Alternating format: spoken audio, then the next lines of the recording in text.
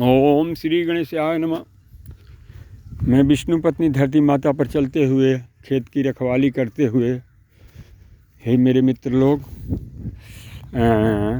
भगवान के एक चौपाई सुनाते हैं, तभी हमारी बात आप लोगों को समझ में आएगी कि बहुविधि विनय कीन्हते ही काला, प्रगट भय कौतुकी कृपाला।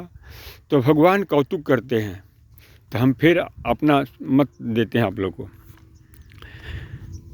कि लघुता से प्रभुता मिले, प्रभुता से प्रभु दूर, चीटी शक्कर ले चली हाथी के सिर धूर।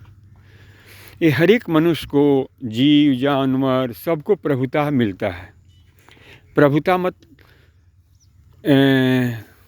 प्रभुता का थोड़ा हम ये करते हैं कि मान लीजिए कुछ 100 में 20% उसका काम हो गया तो उसको प्रभुता मानता है। मैंने गया, ये काम कर लिया, वो कर लिया, ये कर लिया, वो कर लिया। अब भगवान उसको कर देते हैं। 100% तो केवल परमात्मा ही, सो समर्थ रघुवीर ही, उनके अलावा परसेंटेज है। भिखारी जो है वो अपना 100-200 रुपये भीख मांग के लेके चला तो बम बम बोलता है, वह गया 200 रुपये मांग के लेके चला आया। चोर गया तो आइए हम विषय पर हम आते हैं। तो मनुष्य जो है मोक्ष प्राप्ति करने के लिए और ज़्यादा प्रभुताई पाए, जैसे सूर्य भगवान के देखिए प्रभुताई, मैंने सूर्योदय में सब अंधेरा को दूर कर दिए। धनवान का एक से एक देखिए, प्रधानमंत्री राष्ट्रपति का पावर देखिए, 1000 करोड़ ले जाओ, 1000 करोड़ दे दो उस राज्य को, बाढ़ को बांट दो, उन लोगों को 7000 करके सबको घर में भेज दो।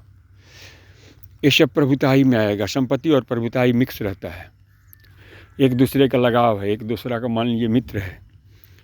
तो हे मानव, हम कहना चाहते हैं कि बहुविध विनय कीन्हते ही काला, प्रगट भय कौतुकी कृपाला। भगवान कौतुक करते हैं, तो अपनी संपत्ति और प्रभुताई को बचाइए और परहित परोपकार में लगाइए।